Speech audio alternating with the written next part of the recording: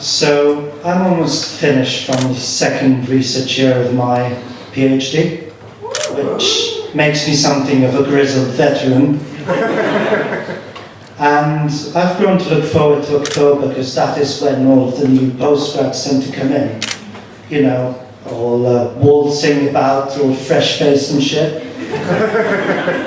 Blissfully unaware that soon, very, very soon, there's something they're going to have to face. Something they'll have to do battle with every single day. The bane of all postgraduates. Undergraduates.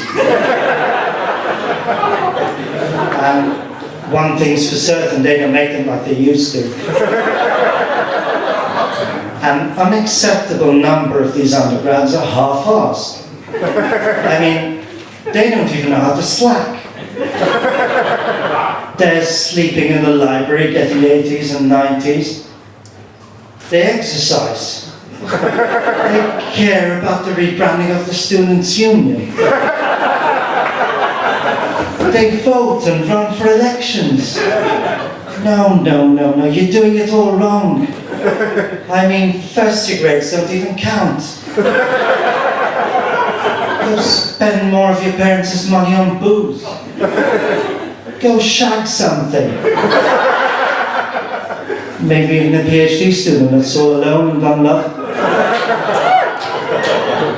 See, in my time, you did fuck all for the first year or two, then suddenly suffer from an existential crisis, pull your socks up, and suddenly scrape by and get to 2.1. Slacking, the true art of slacking, is knowing exactly what needs to be done, but choosing not to do it.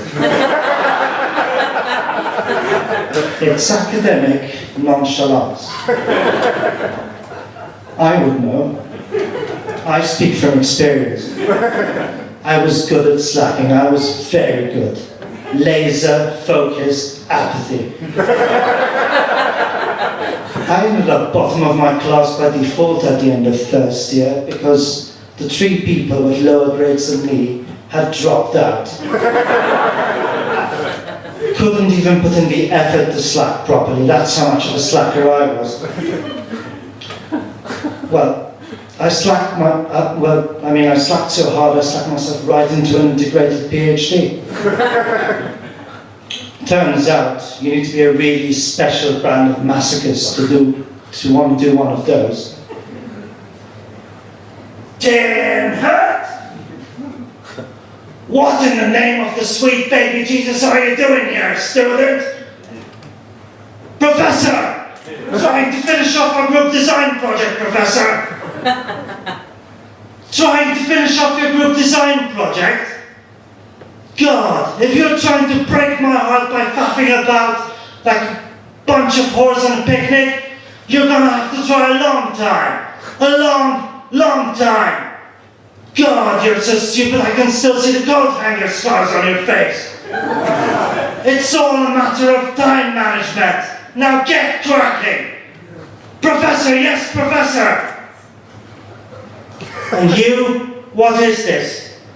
It's a weekend pass, Professor. I'm getting married this Saturday. Married? God. When the CDD wants you to get a wife, it will issue you with a wife. Good times. Anyway, I think they should write an inspirational book about me. The little slacker that could. If this guy can do a PhD, so can you. So the research group I'm in is called the International Centre for Ecohydraulics Research. It's a bit of a mouthful, so we like to call ourselves Team Fish. Team Fish. Team Fish. Picture a 70s show with marionettes. Power Rangers meets the Police Academy meets Thunderbirds. Directed, of course, by Quentin Tarantino. And I mainly work on cyprinids and eels. Cyprinids are a type of fish, like cod. Eels, not so much. They're supposedly fish, but God never actually got around to sending them the memo. The one thing they're good at is being really good escape artists, so you sometimes find them outside of their holding tank. A few hours later, still very much alive. You try to put them back in their tank, and they give you this look like, "What the hell are you doing here, boy? Run back home to your mama." And you can see them, in their holding tanks, plotting away like the fucking mafia, man. Like one of my friends likes to say, led by none other than the great Eel Capone.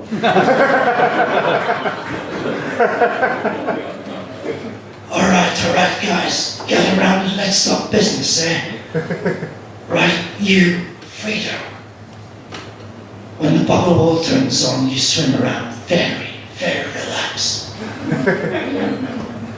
Luca, you freak out totally. Enzo, you just sit there, move your gills now and again. Me, I'll swim right through the bubble wall and swim right back. Just fuck with the results.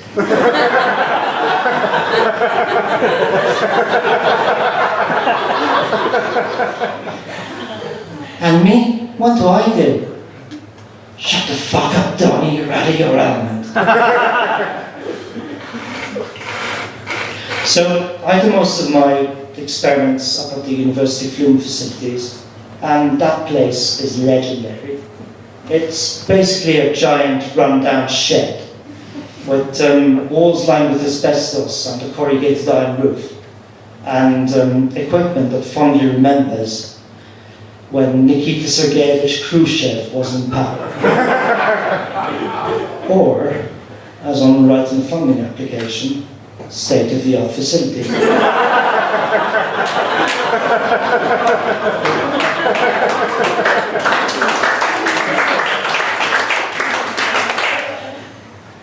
So at night, it's as cold as Santa Claus's bottom up there. Icicles forming in your beard, having to shoot the pack dogs, epic 800 nautical mile journeys to South Georgia in a rowboat. The only reason we get any experiments done is because the fish are all, "Fuck man, it's freezing." Okay, I'll do anything you want. You want me to swim against the current away from that freaky wall of bubbles and sound? Hey man, I'll do it. Just put me back in my tank, please God.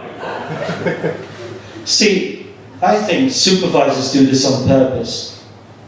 There's a limited number of academic posts for which there's a huge amount of competition. And their unbelievably clever plan is to make sure that PhD students do most of the research group's work, then have them tragically die off from the effects of asbestosis or the cumulative effects of frostbite. If not, it's usually the stress that gets them. Competition eliminated. See, they're a bit like GLaDOS in Portal, except at the end of your fiver you don't get to lower them down into a vat of molten lava. Thank you all. Have a good evening.